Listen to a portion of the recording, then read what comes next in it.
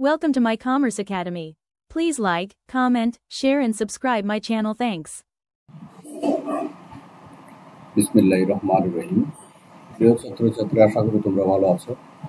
আমি তোমাদের জন্য মূলধন বাজেটিং ও বিনিয়োগ সিদ্ধান্তের পরবর্তী ক্লাস নিয়ে হাজির হচ্ছি। এটা আমার 22তম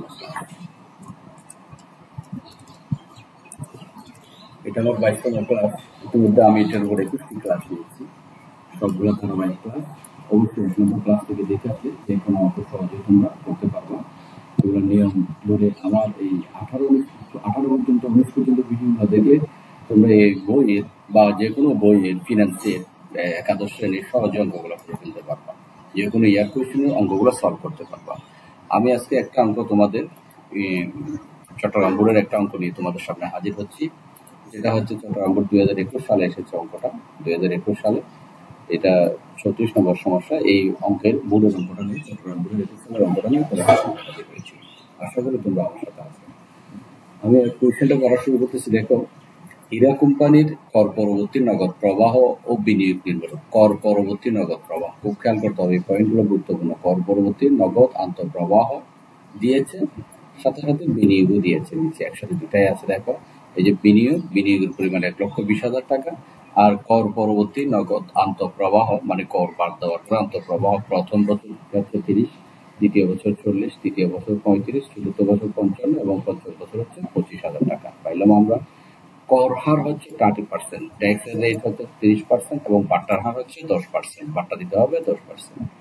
প্রতিষ্ঠানটি সরলরোধী পদ্ধতিতে অবচয় দাহ্য করে, অবচয় হিসাব করে যে সরল পদ্ধতিতে। ক নম্বর, গড় উপার্জন হার কি? এটার নাম্বার হচ্ছে 1। এটা থিওরি, এটা আমি আলোচনা করব না, তোমরা বইতে শিখে ফেলবা।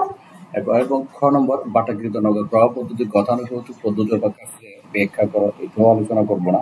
গ নম্বর এবং গ নম্বর এই দুটাই আলোচনা করবো, দুটা অঙ্ক কথাগুলো আলোচনা করবো। গ নম্বর, দেখো, হীরা কোম্পানির নিট বর্তমান মূল্য নির্ণয় করো। আমাদের বের করতে হবে নিট বর্তমান মূল্য। এরপর ঘ নম্বর, আভ্যন্তরীণ উপার্জন হারের ভিত্তিতে হীরা কোম্পানির বিনিয়োগ সিদ্ধান্তটি মূল্যায়ন করা। এখানে আমাদের বাট্টার হার আছে যেটা 10%, এখানে আভ্যন্তরীণ উপার্জন হার ভিত্তিতে বলা হচ্ছে হীরা কোম্পানির বিনিয়োগ সিদ্ধান্ত বিবেচনা করে। এটা বিবেচনা করার জন্য মূলত আমরা আইআরআর বের করবো। আইআরআর এর ফলাফল যদি 10% থেকে বেশি হয় তাহলে সেটা আমরা বিবেচনা রাখবো, আর এটাতে কম হলে সেটা বিবেচনা রাখবো না। তাহলে আমরা শুরু করতেছি। এখন আমরা গ নম্বর দিয়ে আমাদের কাজ শুরু করতেছি।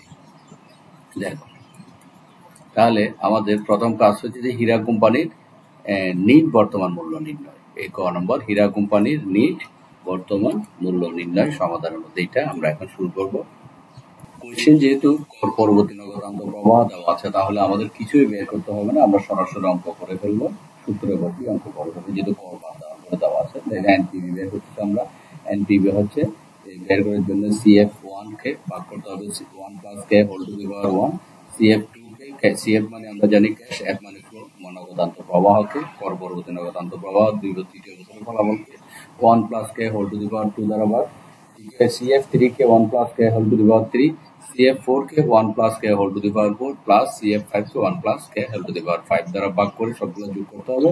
এখান থেকে বাদ দিতে হবে CF0 অথবা NCU, যে কোনো একটা বাদ দিতে হবে। CF0 লেগেছে ক্যাশ ফ্লো, মানুষ ক্যাশ আউটফ্লো যেটা শুরুতে আছে সেটা, বহিঃপ্রবাহ বা বিনিয়োগের টাকাটা বা মূলধন টাকাটা, বা অথবা NCU যে কোনো একটা লিখতে হবে। তাহলে আমাদের এখানে এই CF1 CF2 সবগুলো ফলাফল কোয়েশ্চেন আমাদের দেওয়া আছে। দেখো, এই যে CF1 হচ্ছে 30,000 টাকা, CF2 হচ্ছে 40,000 টাকা, 35,000 টাকা, 55,000 টাকা এবং 40,000 টাকা। যেহেতু আমাদের কোয়েশ্চেনে কর পরবর্তী নগদ আন্তঃপ্রবাহ দিয়েছে, মানে সর্বশেষ লাইনটাই দিয়েছে, এখানে কিছু আর ক্যালকুলেশন করতে হবে না। দেখো, তাহলে 30,000 টাকা বসে গেল। আমরা 30,000 টাকা বসে গেলে 1 প্লাস কে এর মান হচ্ছে 10%। কে থেকে আসছে? কে মূলত আমাদের এই যে বাট্টার হার, এই যে বাট্টার হার যেটা দেওয়া আছে এটা 10%, মানে আমি দেখাচ্ছি তোমাদের, এখানে লিখে দেখাচ্ছি। 10% দেওয়া আছে, 10%। এটা 10% মানে 10 কে 100 দ্বারা ভাগ। 10 কে 100 দ্বারা ভাগ করো, 10 কে 100 দ্বারা ভাগ করলো 0.10 এই চলে আসবে 10 বা 1.10। এই যে 0.10 এর ফলাফলটা চলে আসবে। ক্যালকুলেটরও দেখিয়ে দিচ্ছি। দেখো, 10% ভাগ 100, 10 ভাগ 100, যে ফলাফল কত আসছে 0.1। 0.1 যেহেতু 0.10, এটাও সেম কথা। আশা করি বুঝতে পারো। তাহলে আমরা কে এর মানটা বুঝে পাইছি। কে এর মান 0.10, সব জায়গায় কে এর মান দেখো 0.10, 0.10, 0.10, পাঁচটায় 0.10 আছে, এখানে আছে। এরপরে তাহলে 30,000 কে 1 plus 0.10 whole to the power 1 দ্বারা ভাগ, প্রথম বছরের জন্য 1। এবার দ্বিতীয় বছর টাকা হচ্ছে 40,000, 35,000, 55, 25। দেখো 40, 35, 55, 25, আবার 1 plus K whole to the power 2, 1 plus K whole to the power 3, 4, এভাবে সবগুলা একটার পর একটা দিয়েছে। এখন আমাদের কাজটা হচ্ছে মূলত ক্যালকুলেটর দিয়ে ফলাফলটা বের করে ফেলা। তাহলে এই 30,000 কে 1 plus 0.10 whole to the power 1 দ্বারা ভাগ, 40,000 টাকাকে 1 plus 0.10 whole to the power 2 দ্বারা ভাগ, 35,000 কে 1 plus 10, 1 plus 0.10 whole to the power 3 দ্বারা ভাগ, 55,000-কে 1 plus 0.10 whole to the power 4 দ্বারা ভাগ, 25,000-কে 1 plus 10 whole to the power 5 দ্বারা ভাগ, এরপর মাইনাস চিহ্ন, এরপর বিনিয়োগের টাকা এনসিও মানে CF0 বা এনসি যে কোনো একটা লিখতে পারবো। এখন আমাদের ক্যালকুলেটর দিয়ে ফলাফলগুলো বের করতে হবে। 30,000-কে ভাগ করে আমি দেখাচ্ছি, দেখো 30,000, এই 30,000 ভাগ 1, ফার্স্ট ব্রেকেট শুরু 1 প্লাস 0.10 ব্রেকেট শেষ, এটা হচ্ছে পাওয়ার চিহ্ন। এটা দেখো এই প্রথম বছরের জন্য 1, এই যে 1 দিলাম, 1 দিলাম, তাহলে 27,272 টাকা, 72 পয়সা আসছে বা 73 টাকা বসে, যেহেতু 72 পয়সা 73 টাকা বসে। দ্বিতীয়টা দেখো 40,000, 40,000 ভাগ ফার্স্ট ব্রেকেট শুরু 1 প্লাস 0.10 ব্রেকেট শেষ, পাওয়ার, এই যে পাওয়ার এখানে, এবার দ্বিতীয় বছরে 2, তাহলে ফলাফল কত আসছে 33,057 টাকা 50 পয়সা। 33,057 টাকা মানে 58 টাকা দিচ্ছে আর 33,058 টাকা। এবার 35,000 কে করতে হবে, 35,000 ভাগ ফার্স্ট ব্রেকেট শুরু 1 প্লাস 0.10 ব্রেকেট শেষ, পাওয়ার, এবার তৃতীয় বছরের জন্য 3 দিলাম, তাহলে কত আসছে 26,296 টাকা 1 পয়সা। 26,296 টাকা লিখছে, দেখো এই যে 26,296 টাকা। এরপরে যদি দেখি আমরা চতুর্থ বছর 55,000-কে 55,000 ভাগ ফার্স্ট ব্রেকেট শুরু 1 প্লাস 0.10 ব্রেকেট শেষ, পাওয়ার, দ্বিতীয় বছর 4 দিলে ফলাফল আসছে 37,565 টাকা 74 পয়সা বা 35,563 টাকা লাগবে, 63 টাকা লিখেছে। এবং সর্বশেষ বছর যেটা আছে আমরা এখন সেই বছরটা দেখবো। সর্বশেষ বছর আছে আমাদের আছে 25,000, 25,000 ভাগ, সরি 25,000, 25,000 ভাগ ফার্স্ট ব্রেকেট শুরু 1 প্লাস 0.10 ব্রেকেট শেষ, পাওয়ার, এবার পঞ্চম বছরের জন্য 5, তাহলে ফলাফল কত আসে আমাদের 15,523 টাকা 3 পয়সা। 15,523 টাকা, আশা করি বুঝতেছো। তাহলে এই ফলাফল সবগুলা এখন যোগ করে ফেলতে হবে, এগুলো যোগ করে যোগফল আমাদের এই 1,39,716 টাকা এটাই হবে, এটা হবে। এরপর বি করতে হবে 1,20,000 মাইনাস 1,20,000 মাইনাস 1,20,000, বি করলে আমাদের ফলাফল আসছে কত 19,716 টাকা এনপিভি বা নেট প্রেজেন্ট ভ্যালু বা নিট বর্তমান মূল্য ফলাফল আমরা পাই গেলাম। গ নম্বর উত্তর হয়ে গেল। তাহলে আমাদের এটা নিট বর্তমান মূল্য, এটার কাজ আমরা করে ফেললাম। এরপর আভ্যন্তরীণ যাহার ভিত্তিতে হীরা কোম্পানি বিনিয়োগ সিদ্ধান্তটি মূল্যায়ন করা। এখন আভ্যন্তরীণ উপার্জন হার আমরা জানি, আভ্যন্তরীণ উপার্জন হার internal rate of return IRR বলা হয়, সেটাকে সংক্ষেপে IRR, internal rate of return Bangla হতে আভ্যন্তরীণ উপার্জন হার। এর ভিত্তিতে হীরা কোম্পানি বিনিয়োগ সিদ্ধান্তটি মূল্যায়ন করা হলো। আর আভ্যন্তরীণ উপার্জন হারের ভিত্তিতে যদি বিনিয়োগ সিদ্ধান্ত বিবেচনা করা হয়, আমাদেরকে দুইবারেই এই নেট প্রেজেন্ট ভ্যালু বের করতে হবে। আমি এই যে এখানে এনপিভি বের করছি না, এটা কত পার্সেন্ট, এটা 10% মান দিয়ে বের করছি, 10% মান, এটা 19,716 টাকা আসছে। অনেক এনপিভি পজিটিভ মান বার হয়েছে। আভ্যন্তরীণ উপার্জন হার বের করতে গেলে আমরা যেটা জানি, হয় নিয়ম তোমরা শিখেছো, আভ্যন্তরীণ উপার্জন হার দুইটা পার্সেন্টেজ লাগে, এরকম পার্সেন্ট আমাদের কোয়েশ্চেনে এখানে 10%-এর একটা দেওয়া আছে। এটার এনপিভি আমরা এখানে 19,000 বের করছি, 19,716। এখন আরেকটা এনপিভি বের করতে হবে, এটা কিন্তু পজিটিভ এনপিভি, ধনাত্মক এনপিভি। আরেকটা এনপিভি বের করতে হবে যেটার মান হবে নেগেটিভ, মাইনাস মান, এটা এই ফলাফলটার দিকে মাইনাস চিহ্ন আসবে, ওইরকম একটা এনপিভি বের করতে হবে। এটা যেহেতু ফলাফলটা অনেক বড় পজিটিভ মান, তাহলে এটা ডাবল নিয়ে এখানে ধরি বাটার হার কত ধরছে, 20% ধরছে। 20% ধরলে হয় নেগেটিভ মান আসবে, এই যে মাইনাস আসছে, -10,000। এটা 20% ধরা যায়, 16-17% ধরলেও ফলাফলটা মাইনাসে চলে আসবে এটা।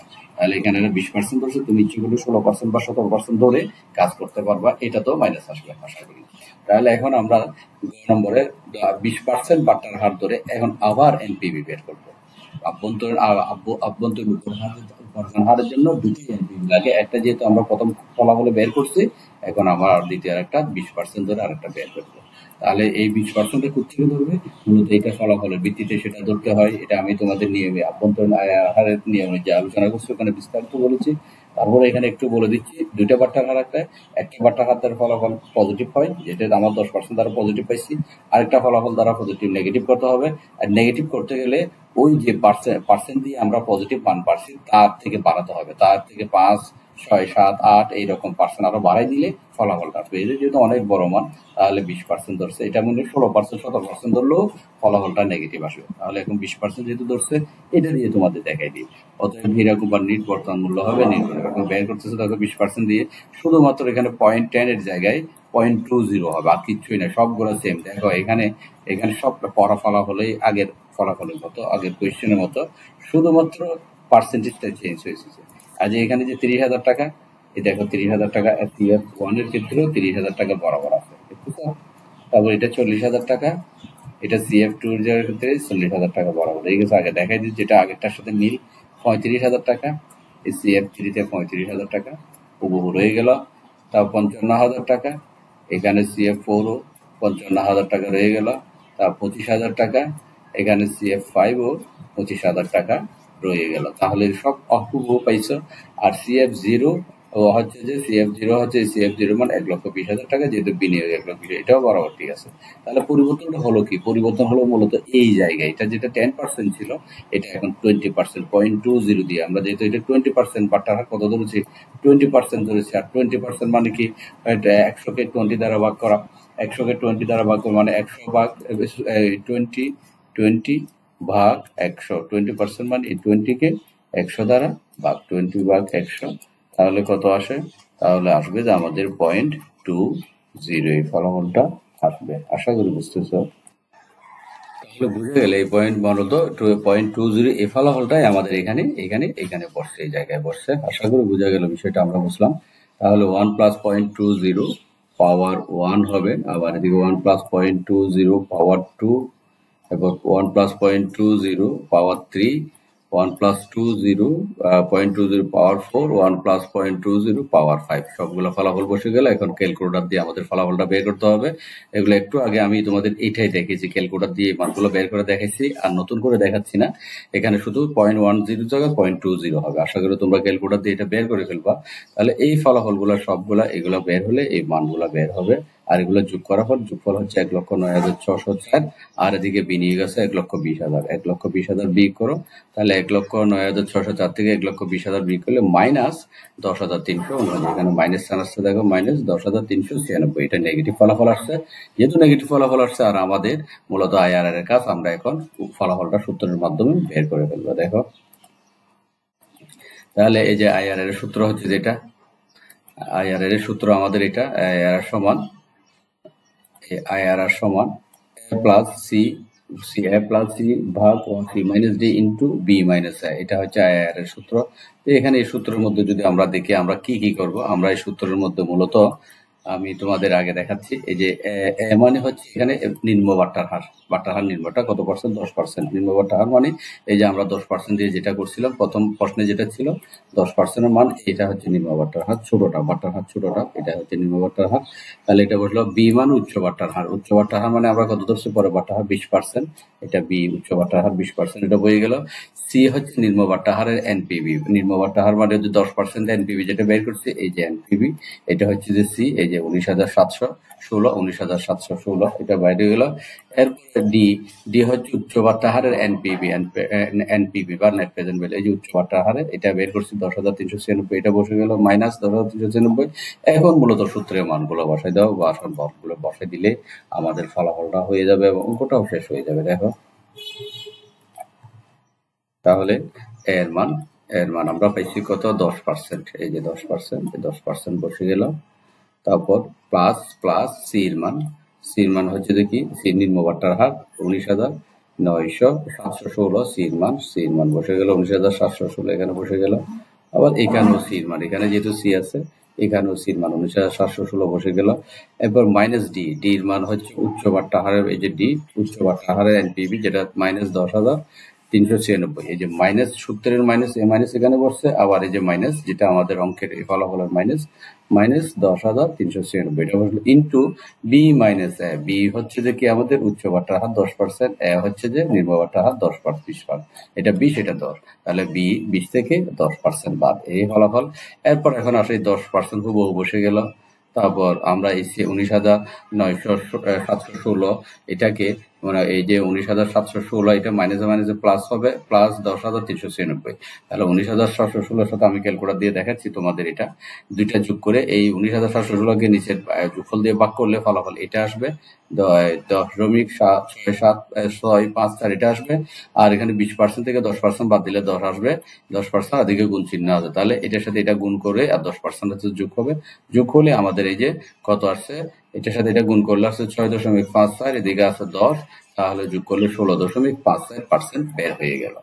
এখন বলা হয় সিদ্ধান্ত দিচ্ছে কি, আমি এই বিষয় ভাগটা একটু পরে দেখিয়ে দিচ্ছি। সিদ্ধান্ত দিচ্ছে কি হীরা কোম্পানি বাটার হার 10%, আমরা আমার কোয়েশ্চেন দেখেছি বাটার হার ছিল 10%, এটাই ছিল অপেক্ষা আভ্যন্তরীণ উপার্জন হার বেশি। আভ্যন্তরীণ উপার্জন হার যেটা বাইর করছে সেটা আমাদের বেশি দেখো, সেটা হচ্ছে যে এই যে 16 এত 10 থেকে বড়, এই 10% এর মান এটা থেকে 10% প্রশ্নে যে 10% এটা থেকে 16% এটা বড়। অতএব কোম্পানির বিনিয়োগ সিদ্ধান্তটি যথাযথ হবে। অতএব কোম্পানির বিনিয়োগ সিদ্ধান্তটি যথাযথ হয়েছে, মানে এই কোম্পানিতে বিনিয়োগ করলে তার সিদ্ধান্তটা ভালো হয়েছে, যেহেতু এটা আভ্যন্তরীণ উপার্জন হার ফলাফল কোয়েশ্চেনে যে দেওয়া ফলাফল হচ্ছে বড়। আশা করি বোঝা গেল। তাহলে আমি এই জিনিসটা ক্যালকুলেটর দিয়ে একটু দেখিয়ে দিচ্ছি তোমাদের। এই দেখো এই যে 19,717 আর এই মাইনাস মাইনাস কি হবে প্লাস হবে, যোগ করি ফলাফলটা একটু আগে 19,716 প্লাস 10,396 10,396। তাহলে দুইটা যোগ করলে কত আসে যে 30,112। তাহলে এই 19,716 কে 30,100 দ্বারা ভাগ করতে হবে। 30,112 আমি মুছে দিচ্ছি এটা।